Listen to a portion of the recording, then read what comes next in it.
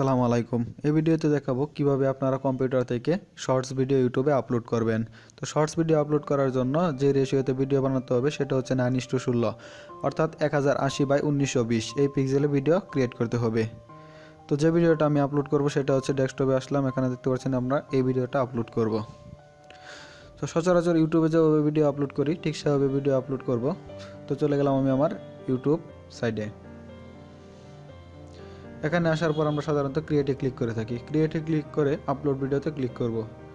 তো আপলোড ভিডিওতে ক্লিক করে আমি আমার কম্পিউটারে যেখানে ভিডিওটা আছে সেখান থেকে খুঁজে আমার ভিডিওটা আপলোড দিতে হবে। তো সেখানে এসে সিলেক্ট ফাইলে ক্লিক করে দিলাম। এখানে আমার ভিডিওটা ডেস্কটপ এর সাইডে আছে, এখানে এসে ভিডিওটা ক্লিক করলাম, ওপেনে ক্লিক করলাম। তারপর দেখতে পাচ্ছেন আপনারা ভিডিওটা আপলোড হয়ে আসছে। তো এখানে আসার পর ফার্স্ট যে কাজটা হচ্ছে সেখানে হচ্ছে টাইটেলে সাধারণত আমার যে এখানে আসার পর সাধারণত আমরা হ্যাশট্যাগ ব্যবহার করে শর্টস ক্লিক করব। তো ডেসক্রিপশনে আসার পরও আমরা ভিডিও টাইটেলটা ব্যবহার করব। এখানে ভিডিও টাইটেলটা একটু চেঞ্জ করে দিতে চাইতেছিলাম আমি। তো টাইটেলটা একটু চেঞ্জ করে দিলাম।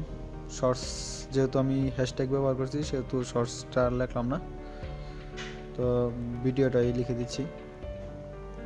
তারপর আমরা নিচে ক্লিক করব, নিচে ক্লিক করে হ্যাশট্যাগ শর্টস লিখব।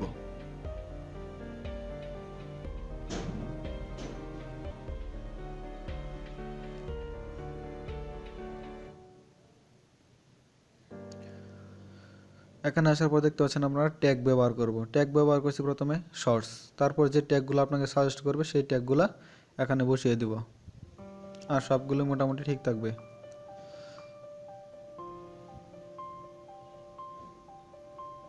এখানে আর আমি কোনো থাম্বনেল ব্যবহার করলাম না আপাতত। আবার একটা ট্যাগ আসছে, এই ট্যাগটা বসিয়ে দিলাম।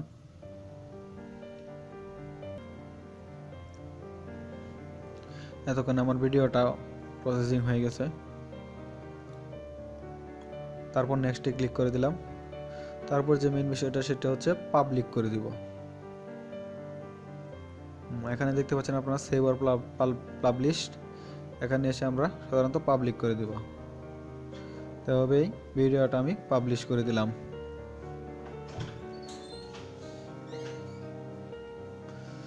তো দেখতে পাচ্ছেন আমার ভিডিওটা পাবলিশড হয়ে গেছে।